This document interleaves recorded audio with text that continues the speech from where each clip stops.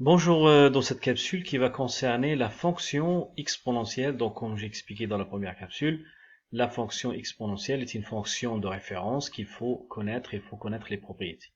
Donc, dans cette première partie, la présentation, ça va être rapide parce qu'on l'a déjà vu. Et dans la pratique, connaître, par exemple, le tableau de variation ou de la fonction exponentielle en soi-même, ça va pas nous avancer à grand-chose.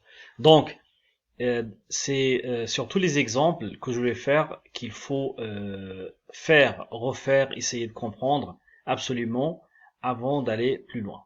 Donc, la fonction exponentielle, elle a une tangente, enfin elle a plusieurs tangentes, mais en particulier celle-là, on va voir qu'une fonction, elle peut avoir une fonction tangente.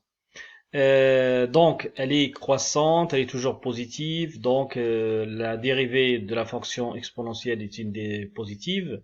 Après, elle est croissante, donc ça, on le sait déjà. Euh, Maintenant, on va s'intéresser à la tangente, parce que une fonction, rappelez-vous, elle détient une infinité de tangentes. Donc, en particulier la tangente qui passe par le point d'abscisse 0. Euh, donc, rappelez-vous que dans cette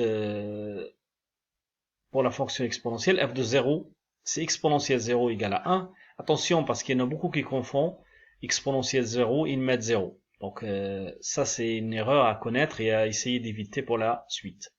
Alors, f' de 0 est égal à exponentielle 0 est égal à 1 parce que on a défini la fonction exponentielle comme dérivée d'elle-même. Donc, dans la définition, revenez sur la capsule 1. Après, donc, l'équation de la tangente, c'est y est égal f' de x0, x moins x0 plus f de x0. On remplace x0 ici par 0, ce qui va nous donner, après, une fois on a tout remplacé, avec les données là, on trouve qu'y est égal à x plus 1. Voilà. Donc, il faut savoir trouver l'équation de la tangente pour n'importe quelle fonction. Alors, une définition intéressante pour cette année, c'est que la dérivée de exponentielle x est exponentielle x, mais est-ce que la dérivée de exponentielle ax plus b est exponentielle ax plus b? Non, parce que on a défini la fonction f de x égale à exponentielle x ax plus b, donc avec a et b deux réels quelconques, non nuls, enfin b il peut être nul, mais a non. Voilà. Sinon, on va se retrouver avec une exponentielle constante.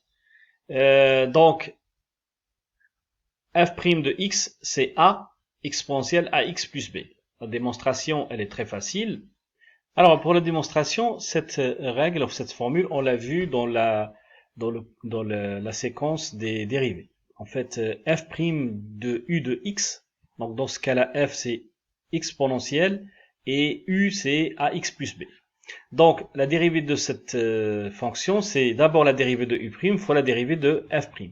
Donc, si on l'applique sur l'exponentielle, donc la dérivée de exponentielle ax plus b', donc c'est d'abord ax plus b' fois la dérivée de exponentielle, donc c'est elle-même. Voilà. Donc, et après, si on dérive ax plus b, ça donne a, et là, ça donne exponentielle ax plus b. Donc là, pardon, ici, c'est u, f' de u. Voilà. Euh, Maintenant, on va aborder un ensemble d'exemples. Donc, l'exemple 1, essayez de le faire, vous mettez pause et essayez de le faire. Alors, je corrige. Donc, f' de x, donc on a dit qu'on dérive la petite fonction ici, moins 3x, et on multiplie par l'exponentielle de la fonction, c'est-à-dire moins 3x. Après, donc la dérivée de moins 3x, c'est moins 3, et on trouve que la dérivée, c'est moins 3 exponentielle moins 3x. Rapidement, le signe exponentiel, quel que soit le terme qu'il a, c'est toujours positif, c'est-à-dire, en général, on ne fait pas attention si c'est un produit. Donc le moins 3, ça va faire que la fonction est dérivée négative et cette fonction est décroissante. Exemple 2. Pareil, essayez de le faire, vous mettez pause, essayez de le faire, voilà, je corrige. Donc, on applique la même règle, donc f' de x est moins x plus 100', c'est-à-dire on dérive moins x plus 100, fois exponentielle moins x plus 100, là on n'y touche pas, on garde la même formule. Donc, la dérivée de moins x plus 100, c'est moins 1, fois exponentielle moins x plus 100, tout ce qui là est positif, donc avec le moins c'est négatif, et c'est une fonction décroissante. Exemple 3. Pareil, stop, pause, on essaye de faire pendant 2-3 minutes, et après on regarde la solution. Alors, je corrige. Pareil, on applique la même règle, f' de x, ça fait moins 3 sur 2, x plus 1, c'est-à-dire on dérive, fois exponentielle moins 3 demi x plus 1, ce qui va donner moins 3 demi, fois exponentielle moins 3x plus 2 plus 1, rapide pour le signe, ça c'est négatif, fois tout ce qui est là positif, c'est-à-dire on regarde même pas ici, et donc la fonction, elle est décroissante. 4, donc, elle est un peu différente, f de x c'est une constante, fois exponentielle 3x moins 12, revenez sur les fonctions, les dérivées fonctions, donc moins 5 on n'y touche pas, on le laisse, et on dérive exponentielle 3x moins 12 de la même façon, donc c'est-à-dire que on dérive 3x moins 12' fois exponentielle 3x moins 12 qu'on n'y touche pas, et voilà donc moins 3, donc là ça va donner 3 fois 5 ça fait moins 15, exponentielle 3x moins 12, négatif aussi, et la fonction est décroissante. Voilà pour l'exemple 4. Alors, exemple 5, c'est une fonction un peu différente parce que là, c'est pas une constante. Donc, c'est le produit de deux fonctions. Donc, on va utiliser la formule u fois v', c'est-à-dire, rappelez-vous, donc f' c'est u' fois v plus u fois v'. C'est la même formule qu'on avait vue pendant les fonctions dérivées. Donc, la méthode est la même, on remplit d'abord les parenthèses et après on dérive, tout simplement. Donc là, 2x',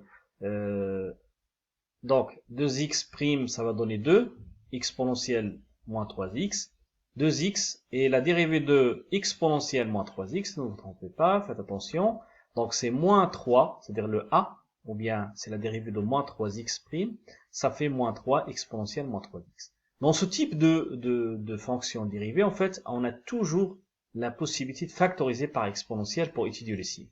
Donc c'est l'astuce à retenir. D'accord? Donc ça va donner 2 moins 6x, parce que 2 fois moins 3 ça fait moins 6, x exponentielle moins 3x. D'accord? Donc après on va voir comment étudier le signe de cette fonction. Alors, comment étudier une fonction comme ça, une fonction exponentielle? Il faut analyser un petit peu la formule. Donc c'est le produit de deux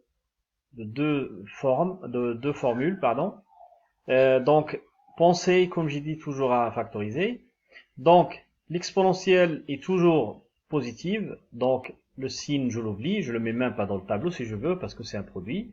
Après ici, je me pose la question, rappelez-vous des mécanismes de l'étude d'une fonction. 2 moins 6x c'est un premier degré. Donc, je vais résoudre l'équation, tout simplement. Donc, x est égal à 2 sixièmes, ça veut dire 1 tiers. Vérifiez vos solutions, c'est-à-dire remplacer 1 tiers ici pour voir, c'est très important. Et après, le tableau de variation, c'est un tableau, donc le tableau de variation traditionnel avec le signe de f'. Donc, je place la solution ici. Je fais attention parce que là, puisque ça commence par un moins, donc il y a d'abord un plus, pardon, et après un moins. Donc ça c'est très important. Et après je trace donc les variations. Alors, je vais vérifier quand même sur la calculatrice. Donc la calculatrice elle est là. Donc 2x exponentielle moins 3x, pour voir à ce que ça correspond ou non. Et je trouve que d'abord la fonction elle est croissante, après décroissante. Alors qu'est-ce qui va pas? Tout simplement, j'ai fait cet exemple pour vous montrer que vérifier c'est important, parce que c'est une faute.